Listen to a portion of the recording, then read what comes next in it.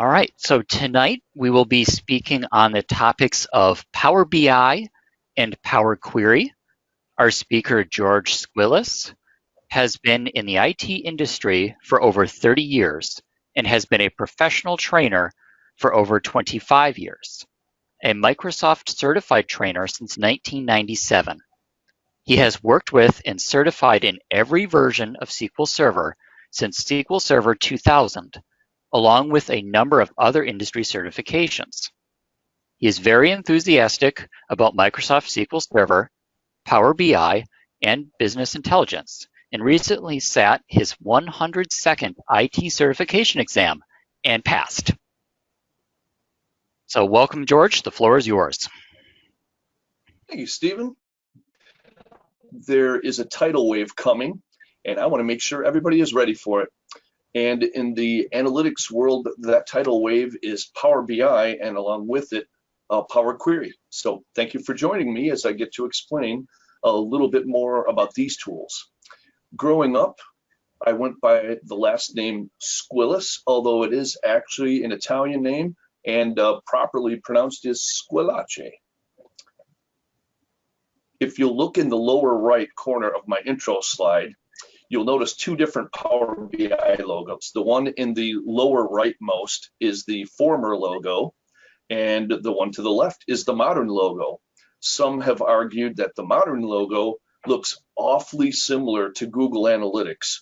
Somewhere along the way, I'd love to hear your opinion on the choice of the two logos, and I'll tell you mine later on.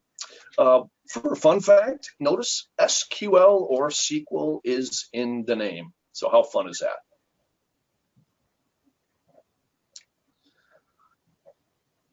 So like Stephen said, I've been long-term in the IT business after a very brief number of years in the sales field, and have been for the most a career software trainer. That changed this fall, and now I'm a business intelligence developer. I want to give a little shout to the company that is subcontracting me, and that is DuPont. Most of these items Stephen has already mentioned, so I can fast forward a little bit. One thing, I'm very involved in IT communities, several in fact. So the Professional Association of SQL Server is where I've spent most of my investment in IT communities. There's also the Power BI community and the WordPress community. My website is based on WordPress. And then a little bit, just a quick picture on the troopers and some things for fun. Most of the time in the summer, you'll find me on my road bike all over the city and maybe beyond. And then you'll find me probably reading or watching a movie or in front of my computer during the winter. Briefly, what will this talk be about? What's Power BI? Why do you care? You need to know a little bit about the Power BI environment, some of the names, terminology, how some of the pieces fit together. We'll look at that. And we'll look at the different kinds of people that might touch Power BI over the course of time. And although I have a little bit of lecture up front, most of the presentation will be based on two demonstrations. The point being, look how rapidly you're able to build a solution with Power BI and really not know that much. I think you'll be impressed, and I think you'll gain some confidence that you'll be able to build a Power BI solution as well. So first demo, I'm going to take some Excel data that is not in very good form for creating data visualizations. I'll use Power Query to transform that data and then make a number of visualizations from the data that I import. I think you'll be impressed. Not with me, I mean the tool. And then I'm going to grab some data from the internet, scrape a web page, once again use Power Query, but with entirely different transformations, and then build some visualizations from the data that I scraped from the web. A little bit of wrap up, resources and questions, and we are off. So the first question that I have, is Power BI relevant to you? And to answer that question, I follow up with a couple other questions. First of all, if you are any person that gets measured or you measure anything, or both, then you are a candidate for using Power BI, because basically everybody either measures, gets measured, or both. Now, a little side journey here. I'm going to make sure that the slide deck is made available after the presentation, and most, not all, but most of the pictures are hyperlinked, so you have a little bit that you can explore after the presentation. Now, if you look at the Power BI documentation, you'll see that it is claimed in the documentation that you can make stunning presentations and stunning visualizations. This is just a little sample of what you might be able to create in Power BI. So what is Power BI and why should you care? Well, now that we know pretty much all of us get measured or measure or both, we see from the description that Power BI is a collection of services, applications, and connectors that you use to grab data into a solution and visually present that for the purpose of producing insights. So I present data visually so that I'm easily able to draw conclusions and observations from that data for the purpose of producing insights. That's the point. Now, there are a few things that I'd like to describe about this diagram, and I'm biting my fingernails a little bit. This is a busy diagram, I understand that. But I'm going to make just a few basic points about the Power BI ecosystem. There's some terminology you need to know, things like that. So here we go. The starting point in developing a Power BI solution starts with the development environment, which is a Windows-only, free of charge application, which is called Power BI Desktop. So Power BI Desktop, first of all, it's totally free. I don't even need to have an account at Microsoft in order to download and install it. It takes about a minute to download and about a minute to install, and you're up and running. For any of you that have done business intelligence in the past, essentially Power BI Desktop has, among other components, the SQL Server Analysis Services tabular model engine as part of Power BI Desktop. So you actually launch analysis services when you open up Power BI Desktop. That's just a little bit of trivia off to the side. Now, when you open up Power BI Desktop, one of your first tasks is to acquire data.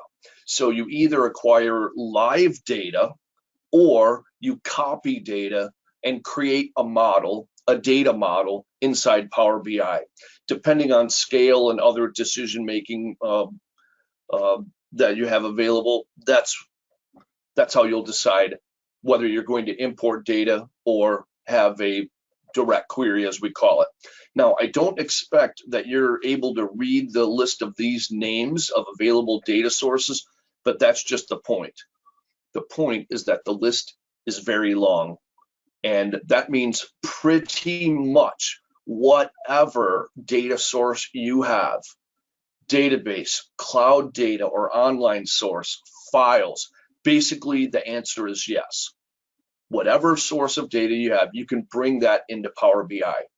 Now, I think of my last work day and a half working with my customers' data, and just like pretty much all customer data, it's dirty. It needs a lot of help to be put in a format that will be useful for presentation. Time out for a second. Stephen, how's my audio volume? You're good. Thank you. Alrighty. I think I'm just going to tone it down a little bit. I feel like I'm yelling, and there's just no need, especially if you can hear me well. So I bring my data into Power BI Desktop, and essentially what I do, I create a cube. I create a data model, but that model needs a lot of work. So think perhaps of maybe an iceberg. So there's the part of the iceberg that you can't see. That's where a lot of the data prep is required. So I need to gather my data. I need to transform it, format it, One of the very powerful things that I'm able to do is to add calculations to my data model using a language which is called data analysis expressions. Now, after I fix the data portion of my solution, then I can build the visual part of my solution. That's the part that people actually see. So let me catch up on my bullet points a little bit. Install Power BI Desktop, get data, model and transform data, and now we're caught up. So then what we'll find is within Power BI Desktop, I have one or more pages, and each single page has one or more visualizations, and the visuals can be assigned to interact with each other. Now, at the point where I have created my report and have produced some insights that I want to share, now I have, depending on how you count, 3 different ways that I'm able to make that available to others. So the least sophisticated approach, a knuckle dragging approach, is merely to give a copy of your Power BI PBIX file. That's the file extension that it creates. You just give somebody the PBIX, and if you imported all of your data, you have a self-contained solution. That is not really the ultimate intention. So that gives us 2 other alternatives. And you have to answer a question in order to determine what your next step is. So you will either be in an organization that does not want their data out in the public cloud or out in the cloud in any way, no matter what kinds of security assertions you've been given by your cloud vendor. If that is the case, no problem. There's a special version of SQL Server reporting services, which is called Power BI Report Server. Now, you have a contracted feature set if you use Power BI Report Server, but it will suit those organizations that do not want, this is supposed to look like a security badge, that do not want their data out in the cloud. Now, what's way more typical is for an organization to get their section of the Power BI service, that's what it's called, and your section of the Power BI cloud is called a tenant. So your organization and its Power BI cloud space is called a tenant. So what you will do is use an activity called publishing your Power BI report, and then it is locatable from a web browser. So you can be sitting at any computer screen that's got internet access. You can access your report that way. You can access your report on mobile devices as well. And in fact, over time, organizations will have more than one report, maybe a whole series of reports that have been published. And yes, of course, there's security that can be assigned to individual reports. Now, what some organizations will wish to do is consolidate maybe visualizations from more than one report into another asset, which is called a dashboard.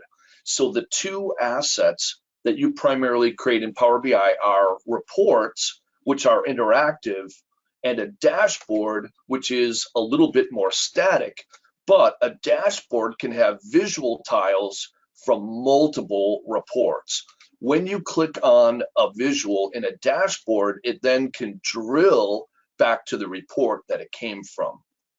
One other fancy thing is that the data model that was created back in Power BI Desktop, once it's published, it's sitting out in the cloud. And then you're able to use a search engine-like feature called question and answer, or Q&A for short.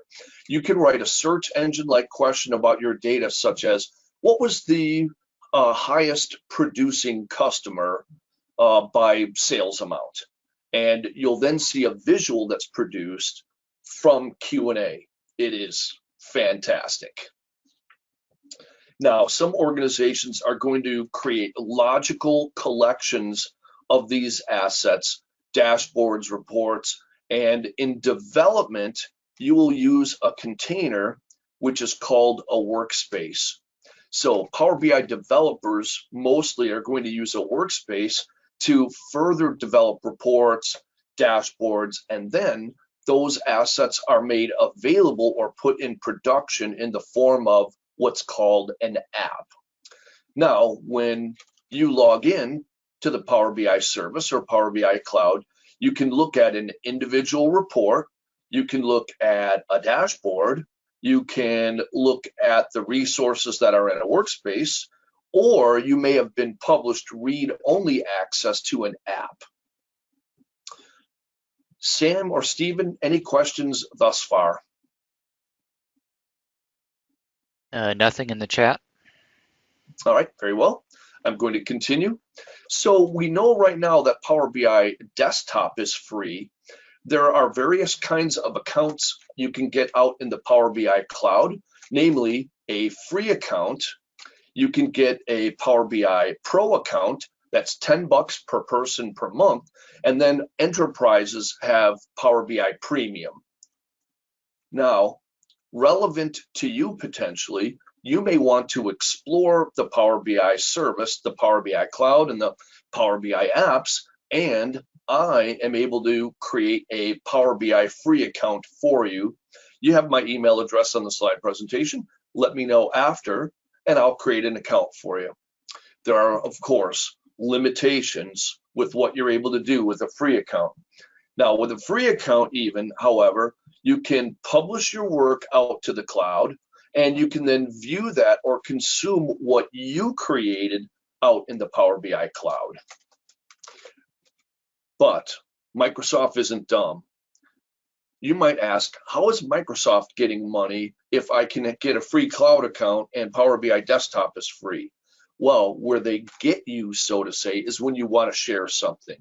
If you share something or you need something shared with you, that's where you have to be a paid subscriber.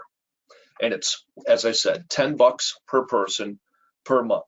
So after you publish a report, you can create a dashboard, and then you can share reports and dashboards either inside, or if you have publicly viewable data, you can also share outside of your tenant. There you go. Next slide. There is a consideration when you select a business intelligence piece of software, what skill level is that piece of software really oriented at? And I want to show you really 3 different kinds of skill levels that Power BI can address. We'll start at the left. So I can have someone who is a consumer only, which means they're not going to build anything in Power BI. Maybe they use a screen to view Power BI assets that are out in the cloud or on an internal Power BI report server, or they have a mobile or a handheld device, but this person is not going to build anything. That's fine. Very common kind of Power BI user.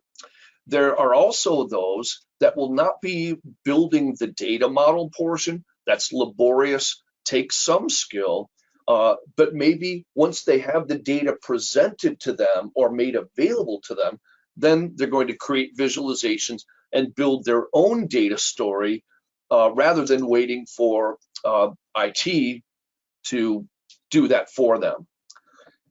Now, Power BI also can address this last situation, which I call the complete Power BI developer. That's not an official term, by the way. And this is where the developer will create a data model as the foundation. And once the data model portion is done, then they can build visualizations, interactions, and produce insights from what they've built.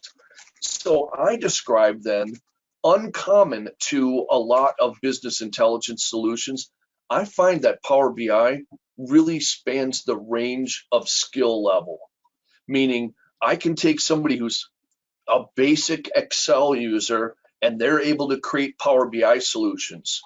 Also, if you need to build an enterprise class solution, absolutely Power BI can address that. So anywhere within this full range. Now, an important question for tonight might be, George, where are you going to be in terms of the complexity that you might build? Well, I'm going to stick closer to down here at the unsophisticated portion of Power BI. You'll find I do not need a great deal of special skill to build something that will be valuable and useful. So let's go build it. Here's my first demonstration. some sales analysis using some Excel data. So give me just a moment here. You'll notice I'm going to launch Power BI Desktop here. And while I'm launching that, it'll take a minute or so to load. In the meantime, what I'm going to do is I'm going to show you all an Excel document. Now, this Excel document is not overly complicated, but what I will tell you is that this data is in no form whatsoever for producing visualizations and really also for analysis. Now, I'd like to describe a little bit about the nature of this worksheet. First of all, you see sort of a dummy table, but if I click in this table, you'll notice that it is a named table. So just keep that in mind right now. I have a table called hilarious dorky table. Now, I also have some data. You'll notice that I have a repeating pattern here. I have a state, and then I have 3 different categories of products. Then for rows, I have the years of sales, and then I have an intersection of those properties. So that's how my source data is built. All right, well, now I see that Power BI appears to have loaded down at the bottom, so I'll bring it to the foreground. And this is the welcome screen you can expect. Now, most of the time in Power BI, you're going to begin with getting data. So I can either get data right here from the intro screen, but notice also on this home tab, I also am able to get data. I circled the wrong icon. So I have a couple of specific data sources available, or I have access to all data sources. Now I'm going to close the intro screen over here in the upper right. And then from Get Data, I just want you to be overwhelmed for a moment at the number of available data sources. So a little bit of a delay.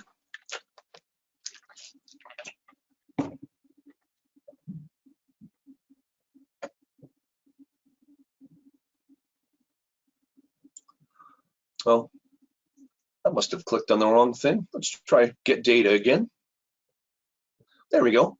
So notice I have common data sources. If I choose more down here at the bottom,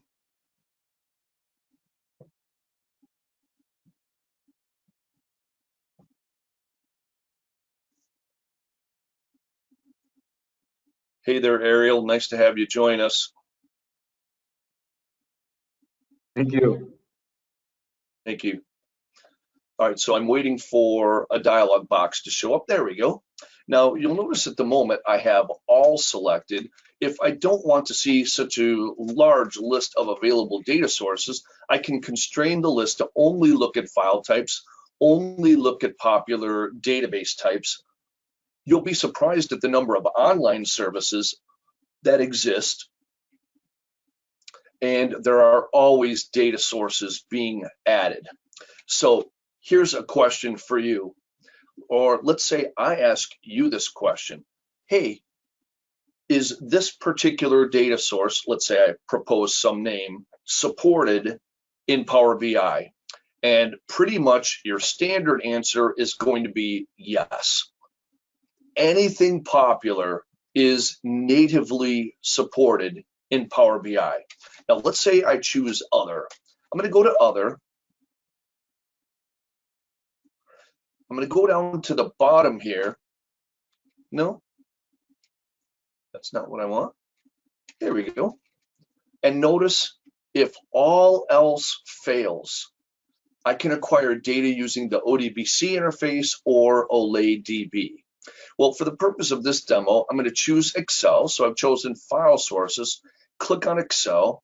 We'll see how closely you were watching a moment ago. When I click on Connect, I'll be prompted for connection making details that are specific to this kind of data source. Oh, and what do you know? I just happen to be in the right folder where my data exists, and here is the workbook that I need. So I'll merely select the source file name in this case, click on Open, and I will be presented with a dialog box specific to the kind of data that I selected. This should appear in just a moment.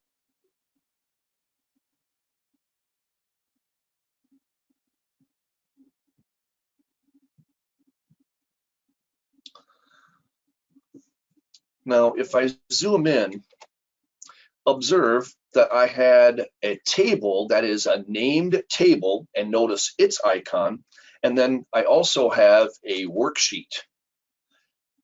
Merely by clicking on the name of available resources, I can see a preview over at the right of what Power BI will attempt to ingest. I'm going to click on the sales worksheet. Ooh, boy. So looking up top, this does not look too good from the beginning. And notice I have a bunch of null rows. Like, what is going on here? Oh, boy. Now, if your data, Eric, is pretty much like everybody else's data, there's going to be a lot of work to do, even if you bring in your data from a relational database. The data that you're going to bring into Power BI very often is not really in prepared form for producing visualizations. Now, the next thing that I want you to see, there are two buttons down at the bottom. I'm going to be silly for a moment. Let's say we're at point A, and I want to get to point B. Point B is loading data into a data model. That's where I want to get. Now, I have two routes there. I can either, as you can see with the load button, I can load data, and then later on, if I need to, well, I'm able to edit that data in the Power Query editor. Yep, I could take that route.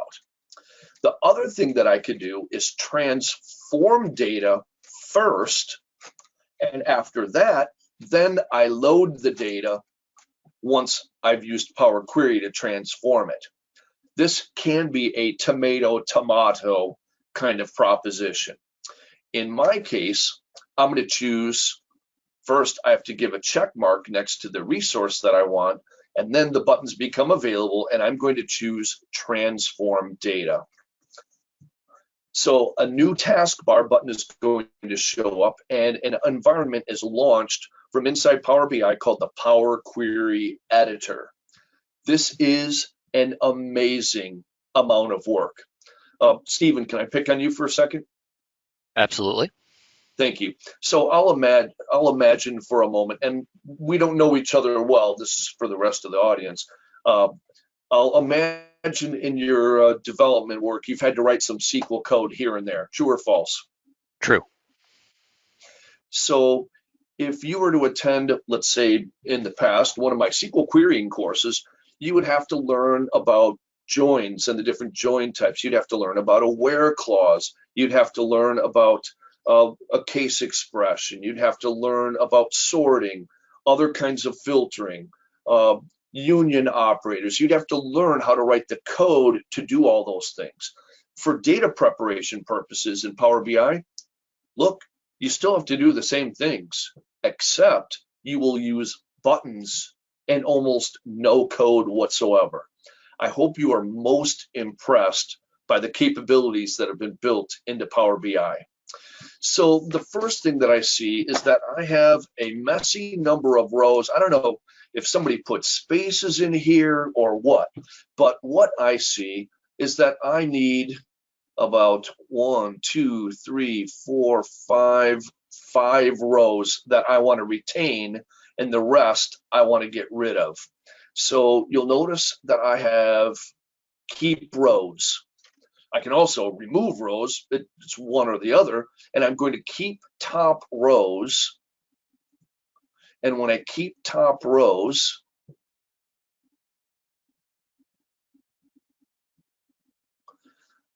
what did I count out? 5. I'm going to click on OK. Well, let's see if that gives me what I want. Now, for each step that I select and provide input to, there's a little breadcrumb trail over in applied steps. This allows me to undo a step, change the order of steps, add a description, and other kinds of activities. And all of those steps are recorded saved with this model, with this Power BI desktop file, and then at a later time, if I refresh the data manually or scheduled, manually or automated, all of these steps are reapplied without me having to repeat my logic. Somebody turn on their mic and say, ah, that's very good. Now, I've decided actually in looking at this data, let's see, I'm going to try a step by going to the Transform tab, and I want to take a look at the use of a certain transformation. When I go to Transform, one of the number of transformations that I have available is this one called Transpose. Now, Transpose is going to take my columns and make them rows, and take my rows and make them columns. George, there was one question we could maybe answer while you're letting that load. Excellent. Within an organization, if we have Power BI Premium, can I publish a report to my workspace and share it with another person in the same organization? Yes. So without getting too deep into the licensing issues, Stephen, if you have a Power BI Pro subscription within an organization, it's $10 per person okay, it's $9.95 or something, but let's just say $10 per person month. At around 500 active users, that is those that build and those that consume, those are active users, you're going to be at $5,000 a month. Somewhere around the $5,000 a month or 500 active users, that's where you start to consider premium. And with premium, you get your own dedicated capacity out in the Power BI cloud. And instead of having lots of consumers that are paid $10 per month, some of your Power BI free account holders access the Power BI premium resources in your organization. So later on, I'm going to give you guys links to some resources, and one of the links will be to licensing, and you can find out more about licensing from that per link.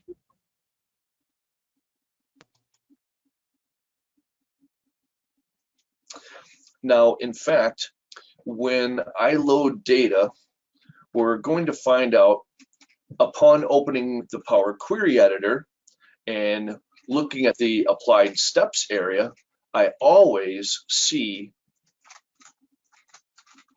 two first applied steps. Source refers to the type of data, such as a database or an Excel workbook, and navigation refers to the particular object or objects on that source. Now, I have two other steps, and I'm going to actually remove these. Power BI made a guess that I want these, and I do not. So I'm actually going to remove both of those by clicking on their respective X's. Great.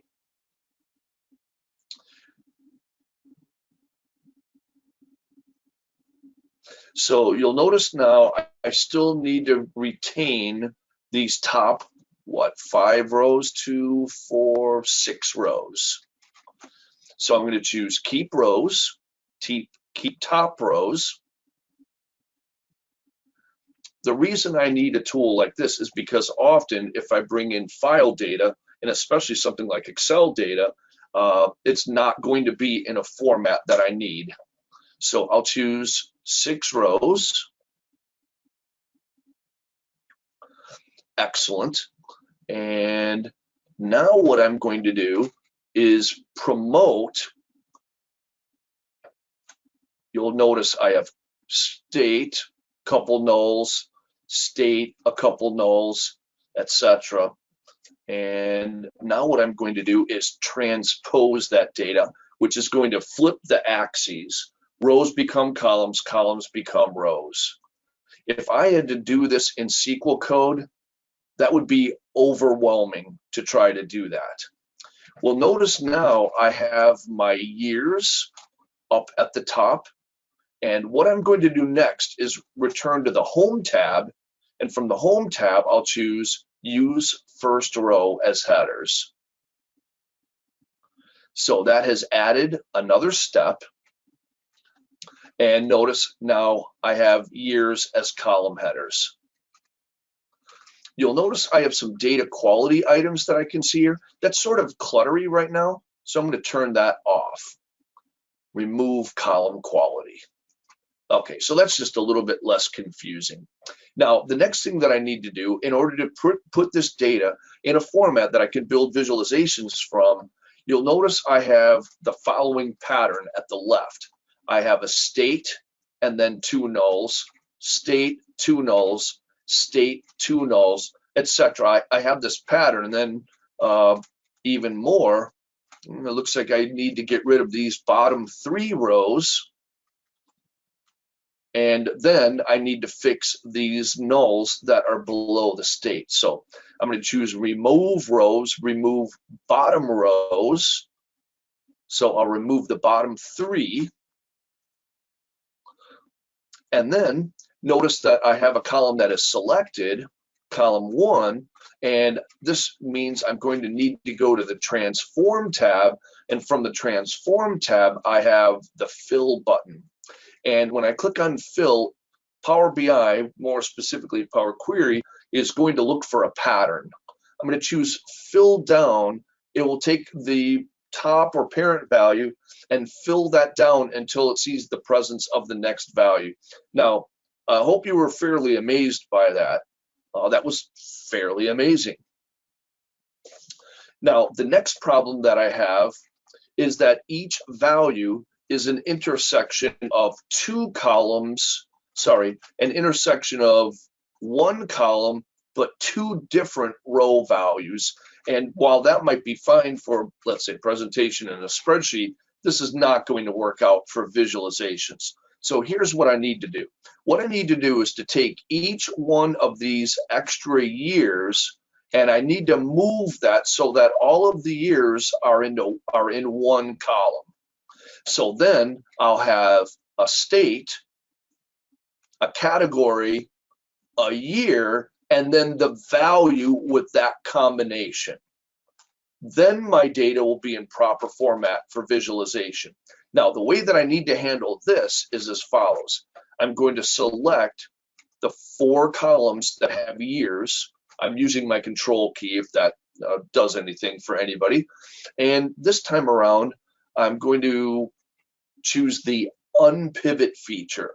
If any of you have ever had to write unpivot SQL code or pivot SQL code, not particularly trivial, but watch this. With a button, I selected the columns, I choose unpivot columns, and magic. So now what I need to do is name my columns and observe each one of these steps have been recorded. So now I'm going to double click on the leftmost column, state, double click on the header of the next column, product category,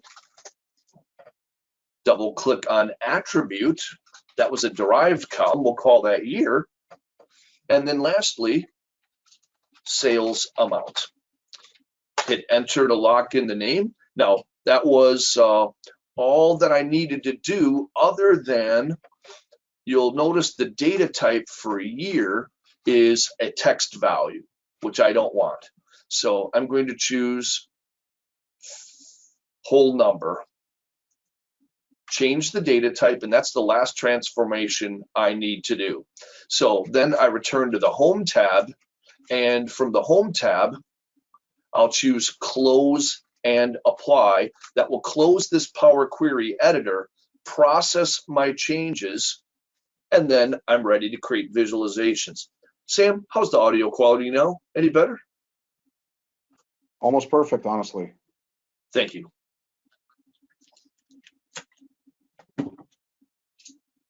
So it will take a few seconds in order for these changes to process.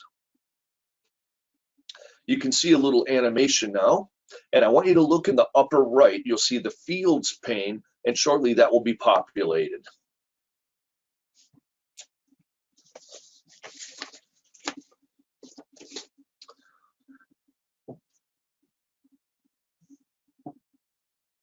The changes that I've processed thus far, you would need to learn how to do those in Power Query, sure, but it's a whole lot easier than taking a week or 2 weeks of learning how to write SQL code. All right, almost done with that part.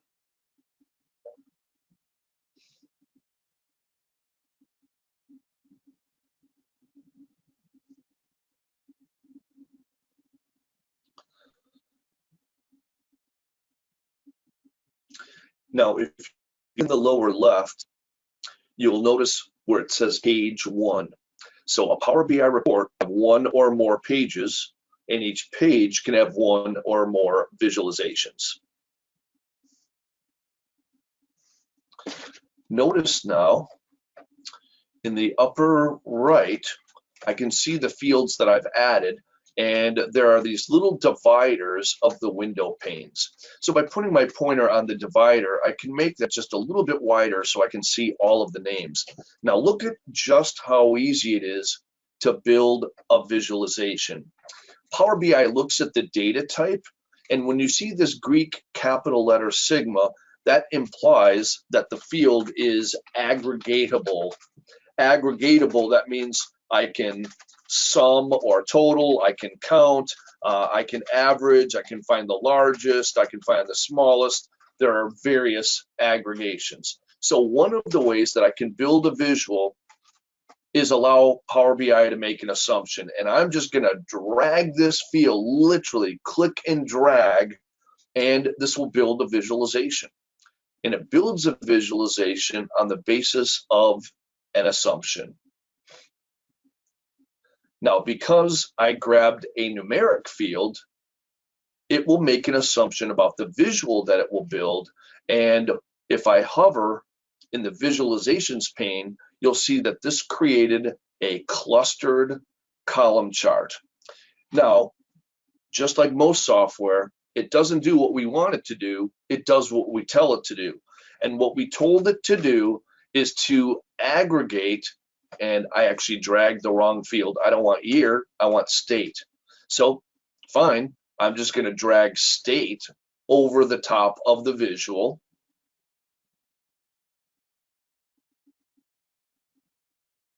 Now, what I want you to observe, first, I see the selected visual, and then you'll notice assumptions were made by virtue of me dragging into the design canvas that placed one of the fields in axis and one of the fields in the values area. And in fact, the assumption made by Power BI here was wrong. So all I have to do literally is just drag and drop to fix this. So drag, and actually, I don't want state. So I'm going to drag year into the axis area, and I'm going to drag sales amount into the values area, just to drag and drop. We'll give that a second to catch up.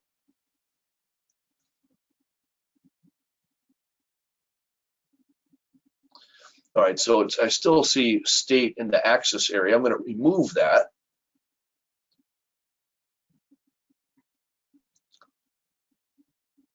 All right, there we go. Sales amount by year.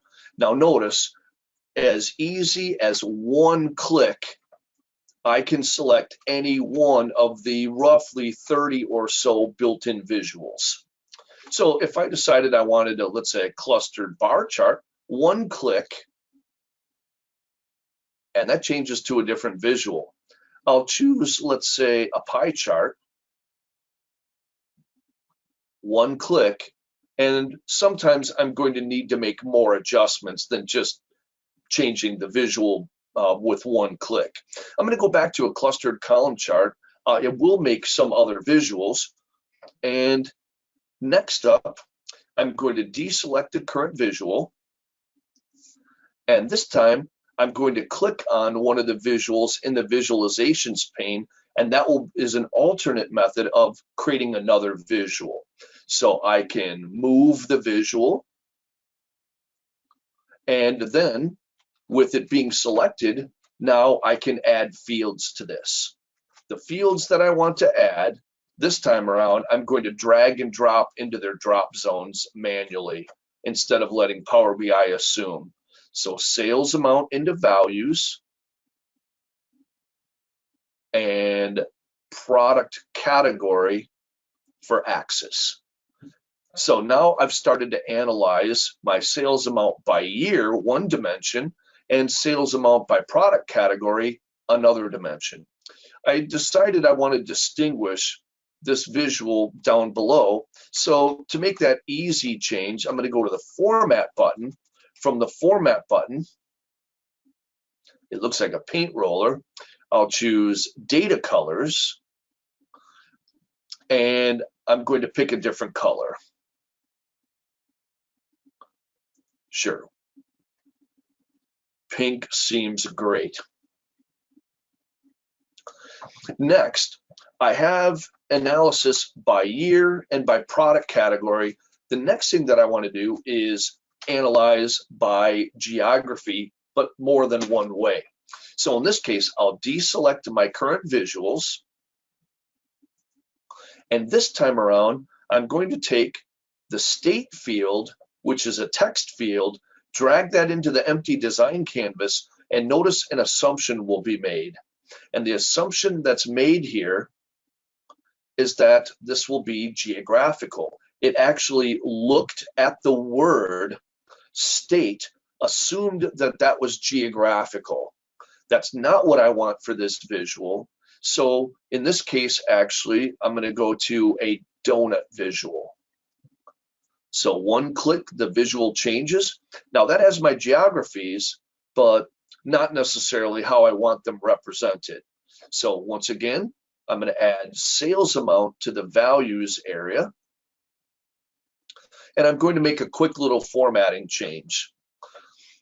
Right now, I have no borders around these visuals, which means they it's not obvious where one ends and where the other starts. To make that a little bit more obvious, I'm going to go to the Format button for each of these three visuals. I'm going to go to border and turn that on. Click on the next visual, border, turn that on, and also for sales amount by year, border, turn that on. Now, there's a balancing act here. You don't want to have too many formatting properties, but you don't want to have too few either. So to give you a little bit of insight into what kind of control you have, I'm going to select my donut chart, go to the Format button, I'm already there. I'm going to go to the Shapes area, and notice I have control either numerically or with a slider to change the radius of the donut. There we go. So rule of thumb, save early, save often. Didn't we learn that the hard way? So I'm going to save my work and click on the disk button, save button. And we'll call this Nifty GlugNet presentation. Click on save.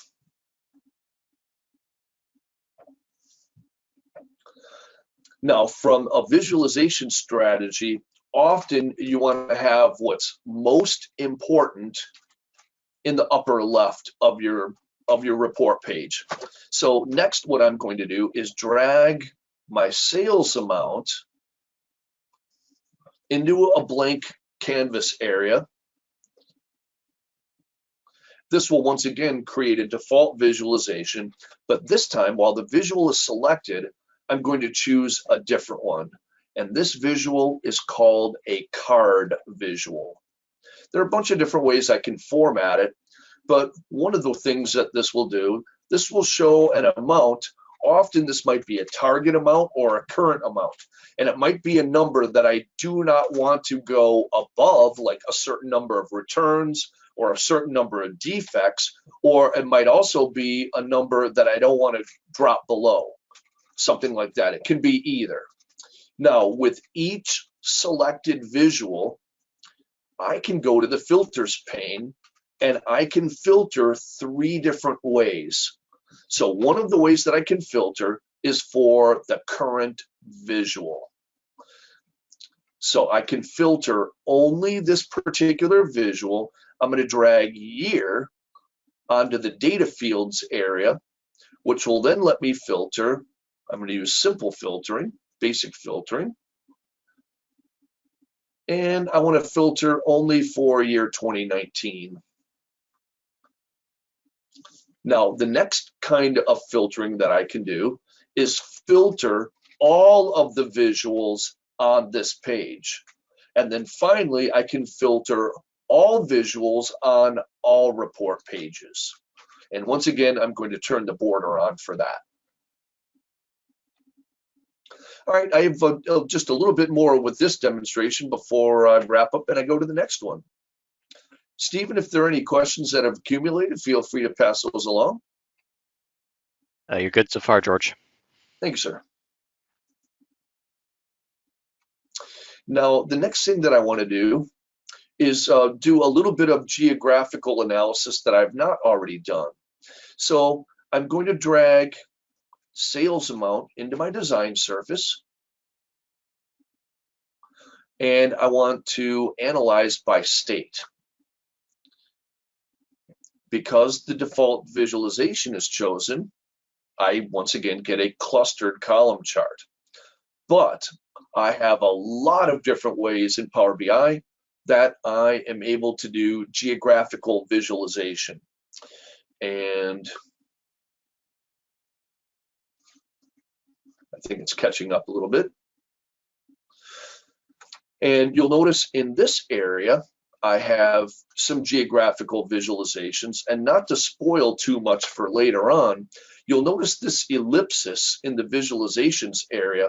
There is an ecosystem of, I think it's now somewhere around 300 or 400 additional visualizations. Some you have to buy, most are free that you can add. Some of these, Sam, are shocking just how wonderful they are. All right, but I'm going to choose what's called a filled map. Now, the filled map is going to see that there's a field that has a geographical name. So it now shows a map. It's only showing the area of the map where there are actual data values. And let's explore a couple of things here. So as I hover over any one of the bars, I have what's called a tooltip. So I can actually see the context of those particular values. For this year, here is the sales amount. For boats this year, snowmobiles, same thing for my donut chart. By the way, that was kind of a gee whiz thing. You guys were supposed to get excited about that. But then also, notice I can hover over each of the states, but they're not very distinguishable right now. So here's what I'm going to do. With this visual selected, I'm going to go to the Format button. I'm going to choose Data Colors, and then I'm going to choose Show All. Now, with each visual, I can assign a color. So let's say Minnesota, we'll pick yellow. With Ohio, we'll pick an orange. With Indiana, we'll pick a red.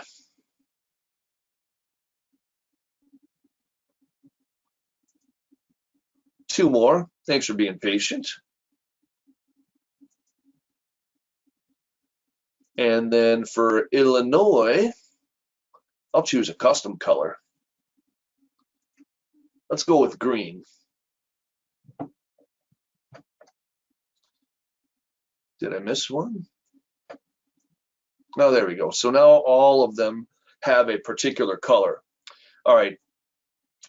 Now, this is the place, Stephen, where you said, hey, George, that's nice that you can assign different colors, but the colors aren't really meaningful. The colors don't really indicate the magnitude of the sales. So does purple mean more or less, or is it just a unique color for this visual? Let's make this a little bit better. So what I want you to see next is that I can assign custom formatting. So when I click on the expression symbol here,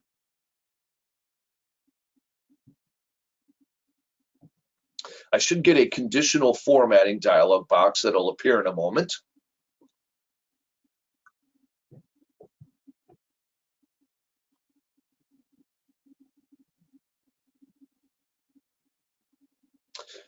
And in this case, I want my color scale based on sales amount. So I want that to be based on state, and the summarization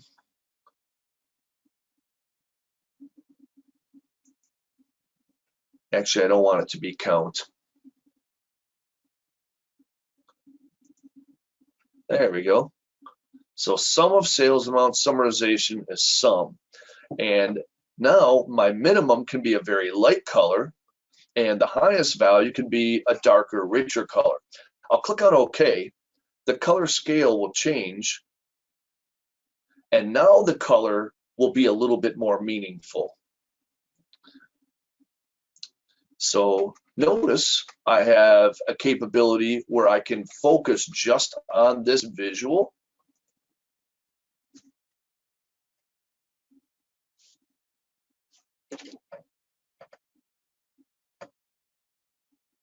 So I would be able to hover over the different states, and now the color is a little bit more meaningful. What do you guys think so far?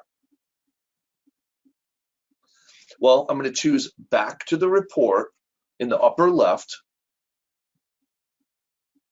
save my changes, and now I want you to see something called cross-highlighting. Notice if I click on one of the bars in sales amount by year, I have a behavior, actually 3 possible related visuals behavior.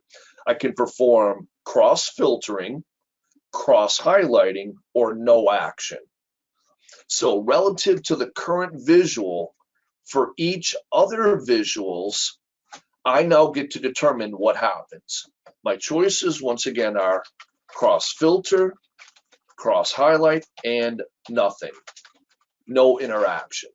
So what we see right now with the visual below, this is cross-highlighting. So now I see year 2, 2018 sales for boats. And if I hover over that, it'll actually show that. The highlighted amount, that is 2018, boat sales, that's the number. And similar on the visual over here, I can see the filtered or highlighted amount. Now, if I go to the Format tab, I can choose Edit Interactions in the upper left, and relative to the current visual, you'll now see a bunch of symbols. Well, okay, 3. So my symbols are cross-filter, cross-highlight, and none. So maybe for this one, I want to choose cross-filter. So choose cross-filter, and for this one, I'm going to choose no interaction. So now when I click on different bars, the card does not change at all, and only related values in the donut are going to change. Or did I choose no interaction? Yeah, there we go. So now only the related values are actually showing. Wonderful. One other thing before I go to the next demonstration. Sometimes my data is hierarchical. For example, I may have my sales by year. I'm going to click one more time to unfilter, and then I'm going to go back to the Fields button.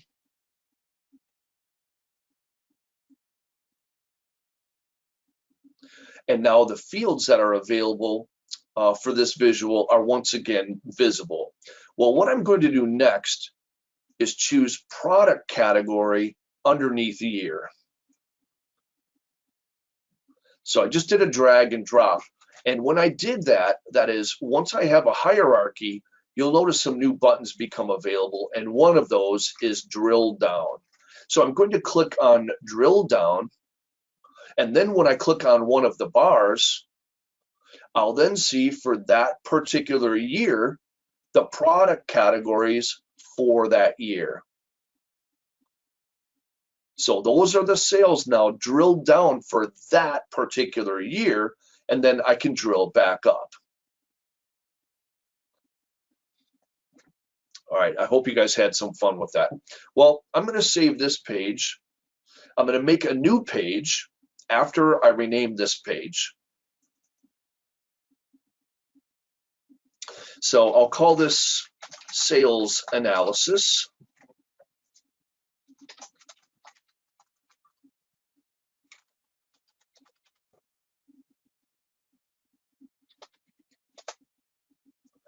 Fantastic. And I'm going to make a new page, and I'm going to call this page movie analysis.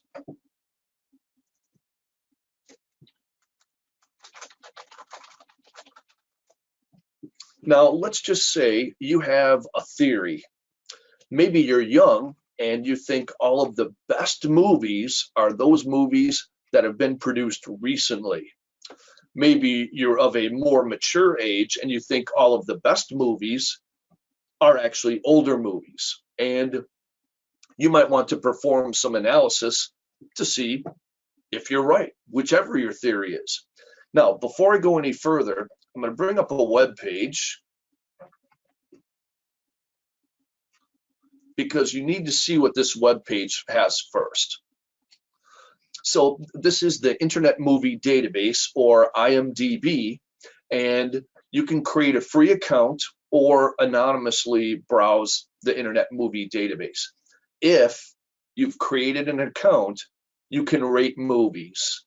And of the people that have created an account and have rated movies, what we're seeing here is the top 250 movies of all time. So you'll notice here's the pattern that we're looking at. I have a picture, a space, the rank number followed by a period and a space, the title, a space, parentheses, and a 4-digit release year. Then I have a star, the rating, and some other artifacts. Now, what I endeavor to do, Sam, is to scrape this web data off of this page anonymously and then process that in Power Query. And then once it's processed, build some visualizations on that data. Here we go. So you'll notice I'm going to click in the address bar, and I'm going to copy this URL. Great. From there, back to Power BI. And I'm going to choose Get Data. And from Get Data, this time I'm going to choose Web. So I choose Web. No surprise, my next prompt will be for a URL. Now, this could be a URL for either an application where I have to authenticate, maybe one of the line of business web applications that you use, or maybe there's an API that you can use, or maybe it's just like this page, an anonymous page. So I'm pasting in the address, click on OK.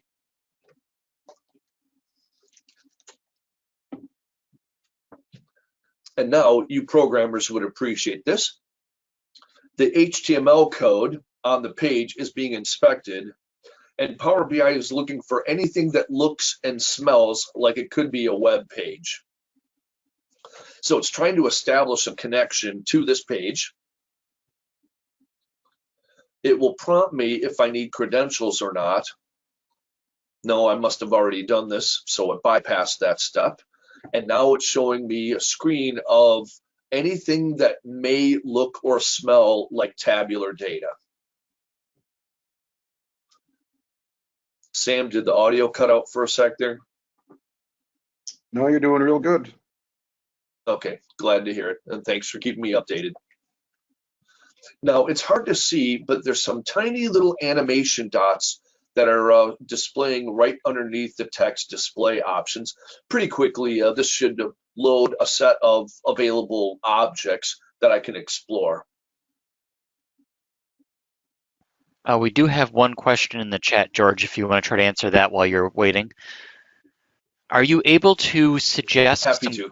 guidelines or links or books for how to tell a story or answer a client business problem using the data visualizations? I have a number of links and references, and some of those, short answer is yes.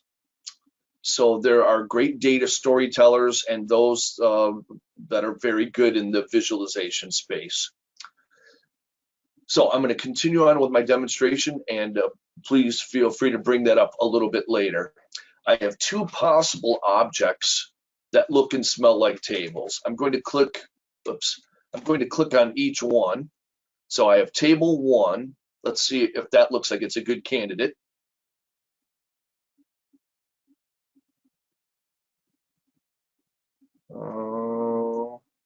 Yeah, that looks pretty good. What about table 2?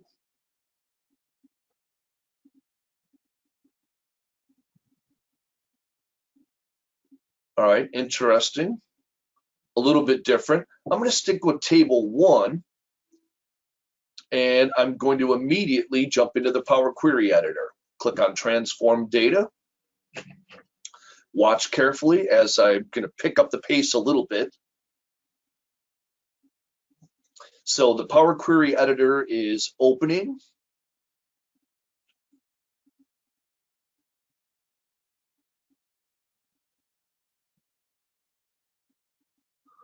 Right now, this data is in very raw form, as you'll see, and in no way useful for building an analysis to see when the best movies were released. So I have, it looks like 5 columns. This first column is selected, and it looks like that was the placeholder for the pictures. I don't need that. Then I have your rating, which is irrelevant, and this last column, which had some artifact or something. I don't need any of these. So we'll follow the normal rule in Windows, which is when in doubt in Windows, right-click.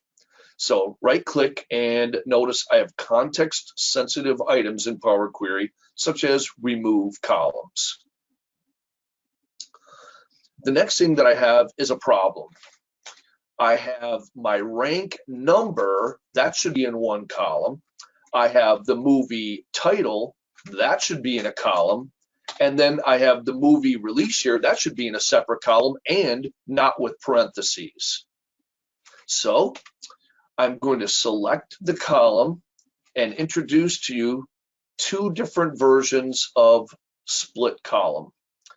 The first one is going to look for a pattern where I have 1 or more numbers and then a period. And what I want to do is, to the right of the period, whatever is to the right, I want to force that to a new column. So notice it looks like I have a space and then I have a line break. But either way, to the right of that period, I want to force a new column. So I'm going to choose by delimiter. Again, I need to remind everybody, I'm using buttons. I'm not writing fancy code for this. So it's now asking what delimiter value I'm going to choose. It doesn't have period as a choice, so I'll choose custom and then just type in a period. Next, I have a logic that I can apply. In case there were multiple periods in the title, I only want to split at the leftmost instance of the period. So click on leftmost, click on OK, and a new column was made. You'll see that appear in a moment. Fantastic. So all my ranks now have the correct data type, integer, and they're in their own column. The next thing that I need to do, you'll notice a pattern for each of the years, which is parenthesis, 4 digits, and then a parenthesis. So what I want to do is use a find and replace feature, which is going to extract the left and the right parentheses And then for each row, the 4 rightmost characters are going to be the year. How am I going to pull this off? Well, I'll right click on the column and I'm going to choose replace values. From replace values, I'll first locate a left parenthesis and replace that with nothing. Click OK. Now, if I zoom in after this gets applied, you'll notice the left parenthesis is gone. Fine. Rinse and repeat. Right click, replace values. This time, find a right parenthesis and replace it with nothing. Click OK. Well, now the 4 rightmost characters of this field are the movie release year. So this time around, I'm going to split column, but by number of characters. So I'm going to choose, in this case, the 4 rightmost characters and split those off to a new column. Click on OK, and I'll have a new column. Notice all along, all of these steps are being recorded so that they can be repeated when I do a data refresh. Now, it's not obvious, but I have a space and a line break, and then I have a space and I think a line break after. How am I going to fix this? Well, with the column currently selected, I'm going to go to the Transform tab, and on the Transform tab, I have the Format button that has some nifty capabilities, one of which is Trim. So I'm going to trim, which is going to take the leading and trailing white space and those special characters, and then I will just have the movie title. Are you guys blown away yet? So now, in order to tidy this up, I'm just going to rename my columns. Double click, rank. Double click, movie title. Double click, movie release year. And then IMDb rating, that's going to be fine. Now, a little secret here. Although I'm using buttons to process all of these steps, there is actually some code being written behind this. That code is called M code, M for mashup, but actually, Stephen, the real or formal name is the Power Query Formula Language Code. How can I reveal this if I want to? Well, there are multiple ways. I can go to the View tab or the Home tab. I'm going to go to the Home tab, and you'll notice the Advanced Editor. Now, I've developed a rule over the years, and Sam, the rule goes like this. Don't stick your hands in the metal moving parts unless you have a real good idea of what you're doing. So notice, if I knew exactly what to do, I could hand edit any of this code, but the editor is very weak. So it assumes you're a genius. All right, well, I'm going to cancel this. And once in a while, it does make sense to reveal that code, and then I can hand edit it if I need to. Well, I'm done doing the editing in Power Query, so I'm going to close and build a couple of visuals, and then we're almost done.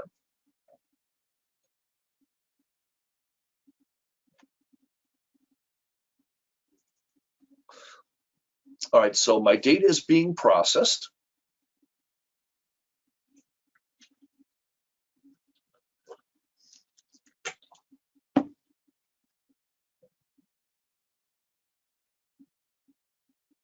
I'm going to need PowerPoint in a couple of minutes.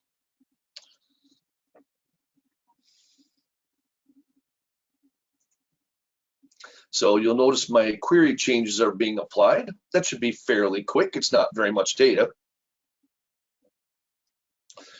For a sense of scale, Power BI can ingest solutions with many millions of rows, like 10, 20, 30 million rows, because of the way it hyper compresses. Pardon me. Sure, George, it'll be quick. All right, we got a little update there, creating a connection in the model. Loading data to the model. Top 250 rows.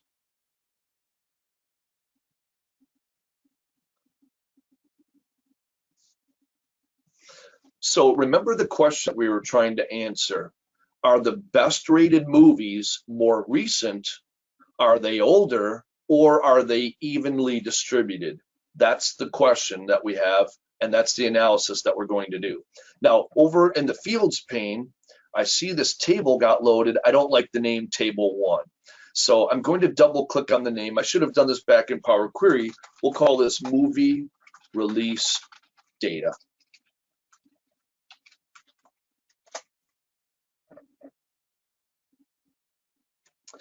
All right, remember the title of the presentation, Building Rapid Solutions with Power BI and Power Query.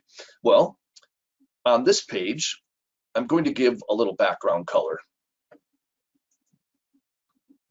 All right, the UI is lagging a little bit here. Well, you'll notice I have this field. Oh, here we go. There's my format button. So I'm going to change the page background color, and I want to assign a color that might apply. We'll assign color, but not 100% transparent. Well, that's a little bit bold. All right, next, I want to go to the Insert tab up top, and I want to insert an image. To make sure this is a valuable report, I should have the IMDb logo handy. Here it is. Click on Open. I'm going to resize that, and then from the Actions section in Formatting, I'm going to assign this as a web URL. And there are all kinds of fancy navigation things that you can do.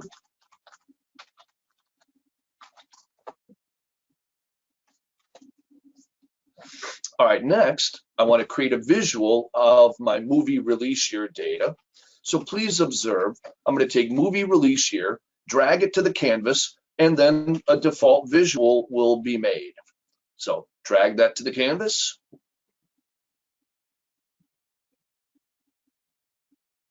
And take a look at the assumption that was made. Now, you may remember movie release year, the data type is integer. So as I make this a little bit larger, what we're going to see is that this actually did a count of the movie release years. Okay, 496,000, that's not meaningful. So here's what I need to do. I'm going to go to the Fields button, and notice it shows movie release year, and the default aggregation is going to be sum. So it added all the movie release years. That's not going to be useful. So I'm going to do a count of movie releases. Notice in the vertical axis, you'll see the number change here in a moment to something a little bit more reasonable.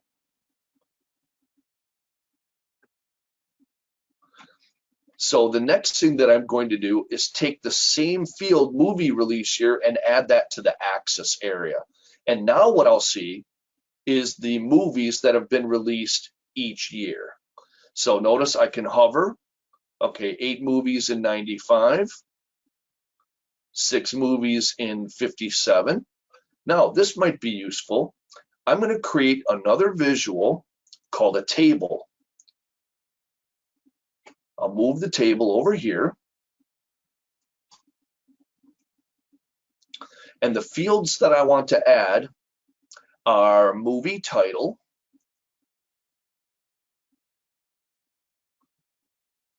the rank, and the IMDb rating. Now, with our time frame, I know we're pretty close to out of time here. I don't have time to really format this and change this, but notice now I could click on a year, and with cross filtering, I'll see only the movies that were released in that particular year. So maybe I see there were a bunch of movies in a particular year. Now I see the movies that are in that year. Fantastic. Next up, I'm going to use two other visuals. These are called slicers, and we're almost done. So I have another visual, it looks like a filter, called a slicer. And what I want to do next is create a slicer by movie rank. So I'm going to do actually two of these. I'm going to do movie rating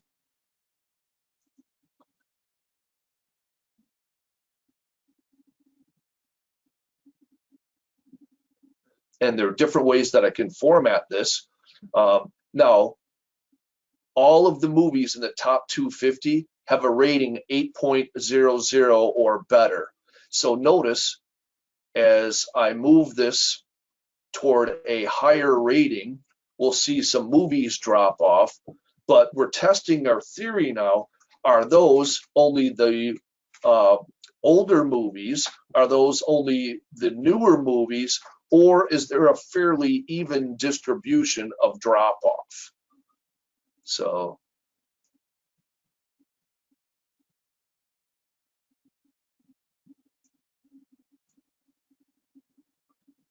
all right, again, seems to be responding slowly. And now what I'm going to do, I'm going to copy this slicer.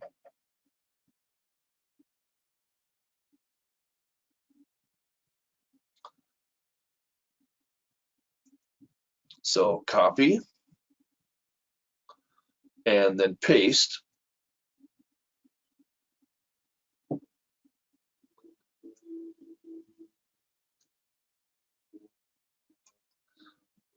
I'm going to unfilter my rating.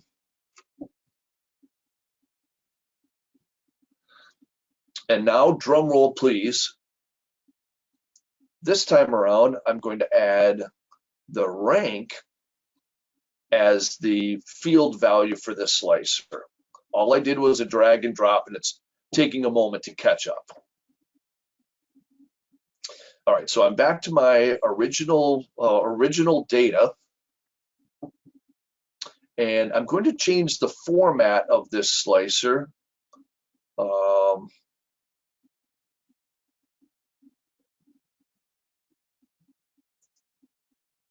And actually, I'm going to do this a different way.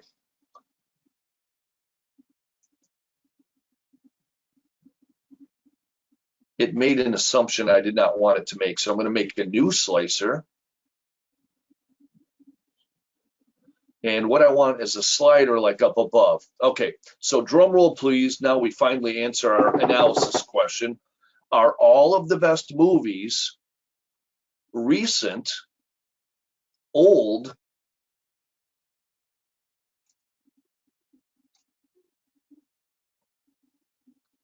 and I'm actually sliding the wrong way. Now we're looking at the movie ranking from 144 down to 250. I want to actually slide the other way.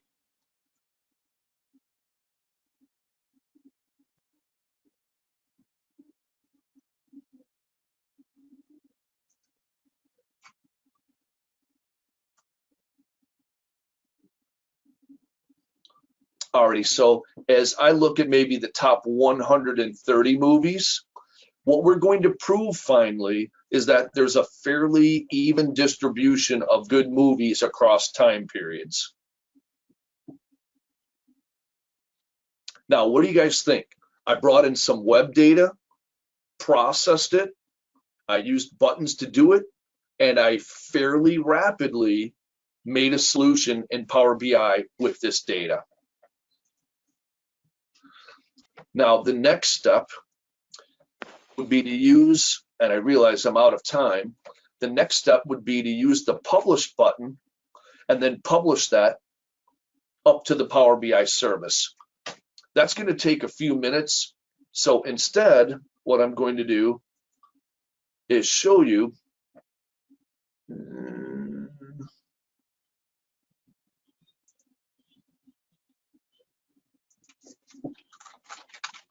should remember my credentials.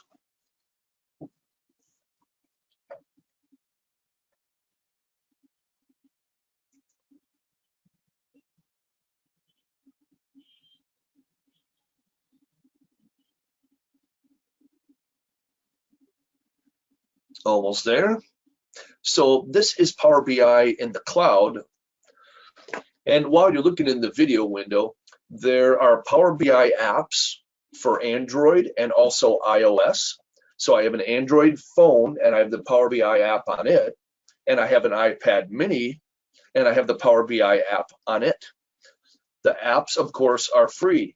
And remember, Power BI desktop is free and Power BI in the cloud is free as long as you're not sharing.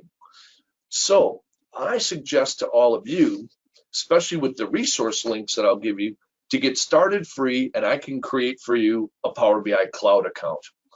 All right, again, this is just slowly drawing. This is a report that I built in Power BI desktop, published out to the cloud,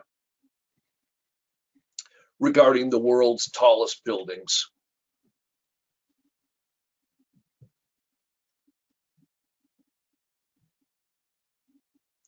Sam, having some heritage in the Middle East, do you know where the world's tallest building is? Burj Khalifa? That's right. Everybody give him a golf clap. So in the country of the United Arab Emirates, or the UAE, is the Burj Khalifa, and of course you can pronounce it better than I can. It is an immense building. But this is a nice little report where I could select, let's say, a particular country by flag or maybe by name. I have a little color gradation, and I have a couple of other report pages as well. All right, now I want to wrap up here.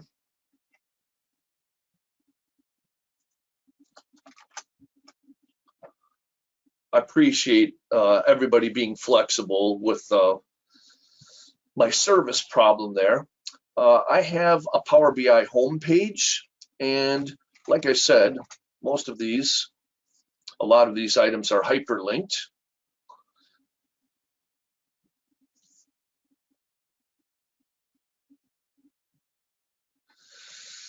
I have a whole bunch of links on my Power BI homepage, and if you do a search for license, or LIC, here you'll see what is Power BI Premium. That addresses a question that somebody had about accessing Power BI for free when your organization has Power BI Premium.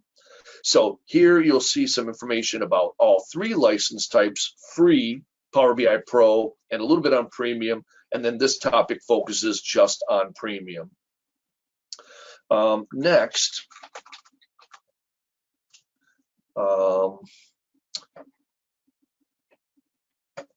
I thought I might have a link to a lady named Miko Yuk. She has a website called BI Brains, and she is extremely well read, has read many books on the science of data visualization. And she has a bunch of resources that you might have interest in learning how to tell data stories. One of her blog posts is why you create dashboards that suck, or something like that. All right, this is kind of slow. Sorry, go ahead. No, that's very inspiring title. Yeah, isn't it? All right. Thank you, George. Yeah, you're welcome. All right, so they have some learning resources, some blog posts. Let's see. Anyway, if one of you guys sees the URL there, the letters BI and brains with a Z, that's the URL there. Back to my slide presentation. I have another page, tools and references. Oh, that's funny. Actually, it's not funny.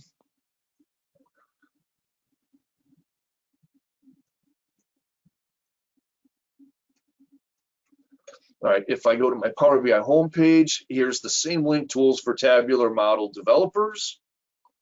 And I have a bunch of fantastic, mostly free resources on this page for learning how to build the data model portion in Power BI. There are way too many things to talk about, so I'm just going to leave that alone. It's sort of unbelievable just how much learning content Microsoft has made available. So I've given a link here to a free learning path, and this is hours of learning from Microsoft for free. You may also be interested in a Dashboard in a Day event. Here's a link to find out more about Dashboard in a Day. If you want formal training, you have the older 20778 course, which I taught many, many times. It's a 3-day course. And there's a new course, which is 4 days, probably more of an adequate time frame for those that really need to build Power BI solutions. Thank you, gracious audience. I'm easy to get a hold of if you have further questions beyond what you saw tonight, and I'm happy to field those. For right now, are there any final questions before the recording is concluded and we part for the night?